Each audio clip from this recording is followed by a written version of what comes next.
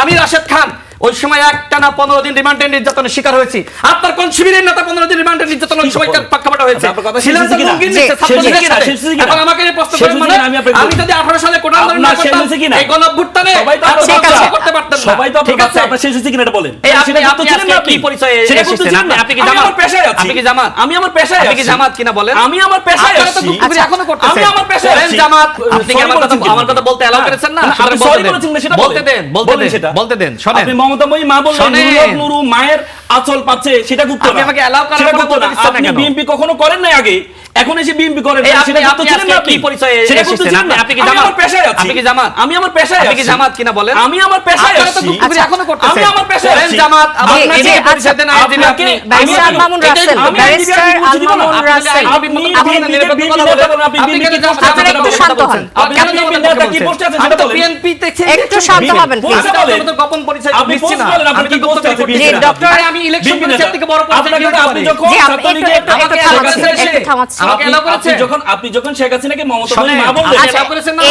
আপনি আমি যখন বিএনপি থেকে ইলেকশন করেছি বাংলাদেশে 300 জন বিএনপি থেকে ইলেকশন করেছে, নমিনেশন পেয়েছে। রাশেদ খান, আপনি আপনার কথাটা, রাশেদ খান আপনি আপনার বক্তব্য শেষ করুন। না, শেষ আপনি উনি আমাকে বক্তব্য শেষ করতে দিচ্ছে না, তো উনি আমাকে এলাও করেছে। আপনি দেখেন শেষ করুন। ওই সময়কার প্রেক্ষাপটে নুরুল হক নূর বলেন, আমরা মানে ওই আন্দোলনটা ছিল সাধারণ শিক্ষার্থীদের আন্দোলন এবং ওই সময় আওয়ামী লীগ ক্ষমতায়, তাই না? তো আমি আগেই কিন্তু ক্লিয়ার করেছি যে এইটা সম্মিলিত একটা সিদ্ধান্ত, আমার সামনে কিন্তু একটা নোট আছে, আমি সেটা দেখে বলতেছি। জি, প্রেস নোট বলেছেন আপনি। হ্যাঁ, জি, উনি এখন ওইটা আনতেছে। এরপরে কি ঘটনা ঘটলো? এরপরে আমি বলেছিলাম যে এইটা কি কারোর বাপের রাষ্ট্র? আইসিটি আইনে আমাকে গ্রেফতার করা হলো। আপনার সাদিক কায়েম বা আপনার যারা ছাত্র শিবির করে একজনের বক্তব্য দেখান যে কোটা আন্দোলনের সই বলেছে এটা কি কারোর বাপের রাষ্ট্র?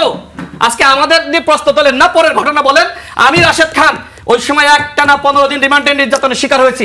আপনার কোন শিবিরের নেতা 15 দিন রিমান্ডে নির্যাতন ওই সময় পাকাপাটা হয়েছে?